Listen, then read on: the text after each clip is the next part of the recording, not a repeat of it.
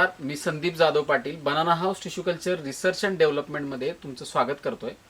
महाराष्ट्र, कर्नाटक, आंध्र प्रदेश, गुजरात अशा विविध राज्यांमध्ये आपण टिश्यू कल्चर केळी रोपांचा पुरवठा करतो. त्यासोबतचे ज्या शेतकऱ्यांनी चांगली मेहनत घेतलेली आहे, चांगलं फळ, चांगलं उत्पादन, चांगल्या पद्धतीची केळीची बाग उभी केलेली आहे, अशा काही शेतकऱ्यांची मुलाखती किंवा त्यांच्या सक्सेस स्टोरीज आपण तुमच्यापर्यंत पोहोचवत असतो. आजची ही जी केळीची बाग हे शेतकरी जे आहेत ते आहेत खानदेशमधले अमोल सुधाकर पाटील आणि यांचे भाऊ किरण सुधाकर पाटील. या दोघं भावांची ही बाग आहे. महत्त्वाचा यात मुद्दा आहे की किरण भाऊ पूर्ण इथलं सगळं व्यवस्थापन बघतात आणि ह्या सगळ्या गोष्टीमध्ये आज ते दुसऱ्या शेतामध्ये आहेत आणि अमोल पाटील इथं आहेत हजर. म्हटलं आपण हे सगळ्या बागेची माहिती काय ते यांच्याकडनं जाणून घ्यायची आपल्याला. अमोल भाऊ, पूर्ण नाव तुमचं, इथला पत्ता आणि एकूण आपल्याकडे किती क्षेत्र आहे? माझं नाव अमोल सुधाकर पाटील, राहणार हिवरखेडे, तालुका जामनेर, जिल्हा जळगाव. आपलं इथे एकूण क्षेत्र आहे 6.5 एकर. त्याच्यात आपण आता 6.5 इथलं फक्त इथलं परत एकूण किती आहे सगळं? एकूण आपल्याजवळ 10 एकर क्षेत्र आहे. बरोबर. ते जे 10 एकर क्षेत्र आहे समजा, तर त्यात कुठली कुठली पिकं आज उभी आहेत? आज त्याच्यात समजा 4 एकर मध्ये लिंबू आहे. लिंबू? 3 एकर मध्ये केळी आहे, 3.25 एकर मध्ये, आणि 3 एकर क्षेत्र केळी लावायचे काम आहे आपल्याला. म्हणजे लिंबू आणि मुख्य पीक केळी तुमचं सध्या. आणि म्हणजे कॅश क्रॉप आहेत, चांगले पैसे उत्पादन देणारे. या व्यतिरिक्त तुमचा व्यक्तिगत काय व्यवसाय किंवा बाकीचं काय? नाही, आमचा एकमेव शेती हा व्यवसाय दोघा भावांचा. तर थोडंसं समाजकार्यामध्ये पण ऍक्टिव्ह असतं. ते सगळ्यात महत्वाचा हा विषय आहे की ह्या जमिनीत सुरुवातीच्या काळामध्ये ज्यावेळेस तुम्ही केळीची रोपं लावणार होता त्याच्या आधी कुठलं पीक होतं आणि त्याच्या जमिनीची तयारी कशी काय केली ते गेल्यानंतर? आता जवळपास आमच्या या शेतामध्ये 2008 पासून केळी व्यतिरिक्त दुसरं पीकच येत नाही. केळी, हरभरा, केळी हेच लागवड करतो आम्ही, कारण आम्हाला दुसरे चान्स नाही. त्याच्यामुळे आम्ही केळी संपली की हरभरा घेतो. हरभरा घेतल्यानंतर शेत रिकामं राहू देतो. दरवर्षी केळीची लागवड ही सप्टेंबरचीच असते का? सप्टेंबर दरवर्षी सप्टेंबर, ऑक्टोबर, सप्टेंबर एंडिंग किंवा ऑक्टोबर स्टार्ट. आणि साधारणपणे हे जी म्हणजे हरभरा आणि केळी जे तुम्ही करताय समजा, तर ह्याच्यामध्ये किती वर्षापासून सुरुवातीला केळीचं, म्हणजे तुम्हाला जसं कळतंय तसं केळीचं पीक ही तुमच्या शेतात कधी आणलं आणि कुठल्या वर्षी किंवा काय? 2000 सालापासून. त्याच्या आधी वडील वगैरे बघत नाही, वडील केळी होती. त्यावेळेस पाणी मोजकं असल्यामुळे कसं डॅम मुळे त्यावेळेस फक्त एक ट्यूबवेल होता. त्याच्यामुळे कसं 1 वर्षाच्या 2 वर्षाच्या आड केळी येत होती. आता कसं हे डॅमचं पाणी असल्यामुळे दरवर्षी आम्ही पाईपलाईन केली का आपण? पाईपलाईन केलेली आहे. त्याच्यामुळे दरवर्षी प्रश्नच मिटला. काय आता म्हणजे 12 महिने तुम्ही कधीही लावू शकता आणि काही करू शकता. धाडस वाढलं पाण्यामुळं. आणि हे किती वर्ष झाली? तरी 8-10 वर्ष होत आली. तर ह्या 10 वर्षातला केळीतला अनुभव सगळ्यात हायएस्ट रेट कुठल्या वर्षी तुम्ही घेतला होता? सर्वात हायएस्ट रेट आम्ही समजा 23 मध्ये 2023 काय रेट मिळाला? त्यावेळेस सुरुवातीला 2600, 2500 आणि 2400 हे 3 रेट मध्ये. आणि त्यावेळेस एवढीच बाग होती का? एवढीच बाग होती. एवढीच. म्हणजे आणि मग पैशातलं कॅल्क्युलेशन किती झालं त्यावेळेस? त्यावेळेस पैशांचं कॅल्क्युलेशन म्हणजे त्यावेळेस काय समाधान वाटलं एकदम, बस एकदम मस्त वाटलेलं अशी कंडिशन. एकदम म्हणजे कधी एवढे पैसे बघितले नाही आयुष्यात. पहिल्यांदा शेतीतनच एवढे पैसे बघणं म्हणजे काय साधी गोष्ट नाही. पण दुसरी बाजू पण परत सांगणार आहे मी. त्यावेळेस किती झालं कॅल्क्युलेशन एक अंदाजे? त्यावेळेस समजा आता ही जी बाग आहे याच्यापेक्षा नक्कीच हलकी होती, कमी होती. वजन कमी असेल, वजन पण कमी होतं आणि थोडी क्वालिटी पण कमी होती आणि खोळांची संख्या पण खूप बाद होती. त्याच्यामुळे त्यावेळेस वजन कमी पण रेट चांगले. त्याच्यामुळे आम्हाला जवळपास 15 लाख रुपये त्या केळीचे झाले होते पहिल्यांदाच. म्हणजे एवढ्यातनं चांगली लॉटरी लागली होती. आता दुसरी बाजू सांगायची मला. असं कुठलं वर्ष आलं की ज्याच्यामध्ये अमोल पाटलांना असं वाटलं की नाही केळी पीक म्हणजे त्रास देऊन गेलं म्हणण्यापेक्षा पैसे नाही झाले, थोडंसं दुःख वाटलं बाबा एवढे कष्ट केले तर कष्टाचं फळ नाही मिळालं असं वाटलं? नाही, आजपर्यंत तर आम्ही समजा मला समजतंय किंवा आमचे वडील केळी लावत होते तेव्हापासून तर आम्हाला एक वर्षी सुद्धा असं की वाटलं नाही की आज आपण केळीमध्ये लॉस मध्ये आहे बुवा. बस इथं टाळ्या वाजवायला माणसं नाहीत, पण मी वाजवतो. ह्याचं कारण एक आहे, असं म्हणजे कायम कृतज्ञता आणि धन्यवाद आहे तुमच्या म्हणजे त्या पिकाबद्दल. नाराज व्हायचा विषयच नाहीये. जसं वडिलांपासून पण म्हणताय की तुम्ही कधीच नाही, अशा नाही, नाही, नाही. नाराज व्हायसारख्या परिस्थिती आली नाही. पण कोरोनात थोडासा वाटला असेल ना का? नाही, पीकच कोरोनात सुद्धा मला म्हणजे खर्च वजा जाऊन आम्हाला समाधानकारक पैसे राहिलेले कोरोनामध्ये कोरोनामध्ये पण. त्याच्यामुळे मी काय सांगतो, आमचे वडील जेव्हापासून केळी लावताय आणि मला जेव्हापासून समजते तर आजपर्यंत तर आम्ही लॉस मध्ये कुठल्याच प्लॉट मध्ये गेलेले नाही केळीच्या. नाही.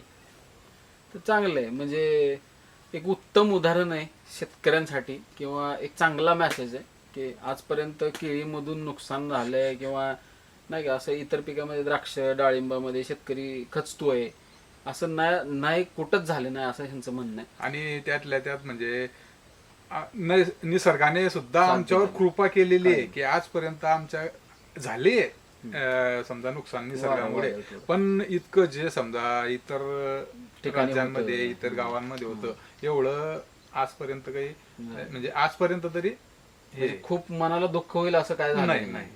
किरकोळ ठीक किरकोळ कसं 2-5 झाड इकडे तिकडे कडेला कोपऱ्याला वारायला पडलं. हा, पण मग काही लोकांचं झालंय बिचाऱ्यांचं, काही 2-4-5 शेतकरी त्यांचं खरोखर नुकसान पूर्ण झालं. पूर्ण केळी तुमच्याच गावात झालेले असं आमच्याच गावात झालेलं आहे. असं काय. तर ही आहे, या दोन्ही बाजू पण तेवढ्याच महत्वाच्या. आता येऊ पुढे आपण शेणखताचा वापर आपण काय केला आणि किती केला? शेणखत जवळपास आता मिळणं कठीण आहे. मिळणं कठीण आहे, त्याच्यामुळे आम्ही शेणखत नाहीच. ठीक आहे. आम्ही फक्त कसं आहे एक पीक बदल म्हणून अगोदर काहीतरी गंगाफळ वगैरे घ्यायचं, ते काढून घ्यायचं. हरभरा संपल्यानंतर आता गंगाफळ घ्यायचं, हिरवं पाला त्याचा हा, सगळा बाकीचा चढवून. आता एक हिरवळीचं शब्द खत. मला समजला नाही, गंगाफळ म्हणजे ते काशीफळ म्हणतो आपण. टर्ब ते बाहेर आहे त्यात, हा, ते हा, बाहेर तेच, ते. तेच, तेच. काशी भोपळा. काशी भोपळा, बरोबर. काशी भोपळा, देवडांगर किंवा असं हा, काही हा. शब्द काही. तर ज्यावेळेस तुम्ही क्षेत्र म्हणजे लागवड केली, सगळं झालं, लागवड करायच्या वेळेस सपाट केली आहे, सरी पाडून केली आहे का बेडवर? नाही, फ्लॅट वावरामध्ये, फ्लॅटच फ्लॅट शेतामध्ये, की सरी नाही काय कुठली बरं, ह्यात दुसरं काय आंतरपीक? आंतरपीक वगैरे कुठलंच नाही. आतापर्यंत रासायनिक खताची किती वेळा डोसेस दिलेले आहेत? 2 बेसल डोस दिलेले आहे. आणि ड्रिप मधून किती दिवसाच्या अंतराने? 8 दिवसाच्या अंतराने, 8 दिवसाच्या अंतराने. आणि ह्याच्यावर काय फवारणी किती झाली? याच्यावर आता 3 फवारण्या झालेल्या आहे, बुरशीनाशक काय वगैरे. औषधं फवारण्यासाठी साधं सोपं व्यवस्थापन केलेलं आहे. एक आता किरण भाऊ तर इथं नाही आहेत, तिकडच्या शेतात आहेत. तुम्हाला जर आठवत असेल तर इथला खर्च जो आहे तो पूर्ण रोपांचा, खताचा, फवारणीचा, औषधाचा किंवा इतर जे पण काही एका अंदाजे कितीपर्यंत खर्च, किती हजार रोपायती आला असेल? इथे समजा आता 5,000 100 द्या सोडून, 5,000 रोपांना समजा प्रति 80 रुपयापर्यंत खर्च आहे. 80 ते 85 रुपये रुपयापर्यंत रोपान. आणि हे योग्य आहे बरं का. म्हणजे जर क्वालिटी बघितली, झाड बघितलं, आज एकदम थाटात उभं आहे झाड, क्वालिटी एकदम स्टँडर्ड आहे, माल पण तसा आहे आणि कष्टाचं फळ आहे. ह्यांनी कष्ट केलेत म्हणून आज इथं दिसतंय. जमिनीची ताकद, प्रॉपर सगळं नियोजन, या सगळ्या गोष्टी म्हणजे 8x45 म्हणजे साधारणतः क्षेत्र किती भरते? हे आपलं 3.25 एकर. 3.25 एकरला 4-1 लाख रुपयापर्यंत खर्च. म्हणजे आता काय खर्चच नाही. येणाऱ्या 15 दिवसात तर हार्वेस्टिंग. आता काय खर्च करणार तुम्ही? एखादी दुसरी फवारणीच होईल, तर आता काय खर्च होणारच नाही ना बागेला. म्हणजे जवळजवळ 4 लाख रुपयापर्यंतचा खर्च आलाय म्हणायचं तुम्हाला, बरोबर ना? बरोबर. एक जनरली शूटिंग काढतोय म्हणून नाही, तुम्ही पण आता 10 वर्ष करताय, तुम्हाला मनात ना असं किती वाटतंय की बाबा एक मिनिमम हा रेट मिळाला तर आपली पूर्ण बाग एवढ्याला जाईल? मिनिमम समजा आता काही कोण व्यापारी बघू नाही का त्याची आपल्याला काही फरक पडत नाही, पण रिअलिटी तुम्हाला मनापासून किती होत? शेवटी काय किती माणसाकडे आलं तर कमी वाटणार आहे, पण तरी पण जी वस्तुस्थिती आहे मार्केट रेटला किंवा आम्हाला होते तसं. समजा आजच्या भावानुसार आम्हाला कमीत कमी 17 ते 18 लाख रुपये अपेक्षित आहे खर्च, त्यातनं वजा करायचा नंतर. म्हणजे 17 ते 18 मिळून 4,000, म्हणजे 14-15 लाखाची बाग ही व्हायला पाहिजे. आणि ते पण 11-12 महिन्याच्या आत, म्हणजे 1 वर्षाच्या आत हे मोकळे होऊन जाईल. आणि आता परत परत काय करणार तुम्ही आता इथे केळी संपल्यानंतर परत आम्ही हरभऱ्याचं नियोजन करणार. हरभरा संपल्यानंतर याच्यावर त्यातलं बेनं पण देऊ शकता तुम्ही. हा बियाणं पण देऊ शकतो त्यात पण थोडं आता तुम्ही द्यायचं ठरवलंय का देणार आहे? नाही. आता आम्हाला आलं तर आम्ही तर देणार आहे आणि आम्हाला हेच बियाणं दुसऱ्या शेतात लावायचं. शेतकऱ्यांना पण माझं एक आव्हान आहे, जरी आम्ही रोपं पुरवत असलो तर उपलब्ध न झाल्यास किंवा अडचण असल्यास तुमचा सीझन वाया नाही घालवायचा. चांगली बाग म्हणजे आपलेच असावे असं अजिबात पण नाही, कुठल्याही कंपनीचे असू द्या, त्याचं बेनं करून शेतकऱ्यांनी फटकीनं लावून त्याचा आपला फायदा घेणं बघणं गरजेचं आहे. त्यामुळं 100% तुम्ही बेण्याची लागवड पण करू शकता, रोपांची पण लागवड करू शकता. थोडीशी तफावत फक्त काय आहे, हार्वेस्टिंगच्या वेळेस थोडीशी तफावत राहील तर तोच विषय. बाकी इतर बेण्यामध्ये आणि रोपामध्ये फारसा काय फरक येत नाही. आणि तो पण ते शेतकऱ्यावर अवलंबून आहे. शेवट मग काय तुम्ही चांदीचं जरी रोप आणून लावलं तरी पण ते काय जर कष्ट करणारा माणूस नसेल तर मग काय, आणि ज्याच्याकडे ताकद आहे, ज्याची मेहनत आहे, बघायची तयारी आहे, दिवस रात्र कष्ट आहे म्हणून आज उभा आहे. हे काय फक्त म्हणजे नुसती आमची रोप आहे त्याचं कौतुक तर अजिबात नाही. तर हे दोघं भाऊ इथलं सगळं व्यवस्थापन बाकी सगळ्या गोष्टी करतात म्हणून हे त्याच्या पाठीमागे व्यवस्थापन म्हणजे आमचं लहान भाऊ त्याचं मोठं श्रेय आहे. बरं. ते भावाची दिनचर्या काय असते? हेच सकाळी येणार, काय आहे काय नाही पाहून घेणार, मग काय शेड्यूल, समजा मटेरियलचं काय शेड्यूल आहे, फवारणीचं काय आहे, काय प्रॉब्लेम लेबर बघायचं काय करायचं, ते लेबर वगैरे समजा ते बाकीचं मी बघतो. पण हे जे आहे फर्टिगेशन वगैरे हे त्याच्या म्हणजे नियोजन एकदम बारीक लक्ष आहे तुमचं, वरून लक्ष आहे, लांबून फक्त थोडक्यात असं. तर एक चांगली गोष्ट, दोघं भाऊ मिळून करतात ते. अशीच चांगल्या पद्धतीनं तुमची प्रगती सगळ्या गोष्टी ह्या करत राहावा तुम्ही, हेच शुभेच्छा आहेत. आणि बाग हे खरंच बघण्यासारखी आहे, एकदम टॉपची बाग आहे असं म्हणलं तरी काय वावगं नाही. अमोल सुधाकर पाटील आणि किरण सुधाकर पाटील हे बंधू दोघं, आणि ह्यांची बाग जळगाव खानदेशमध्ये.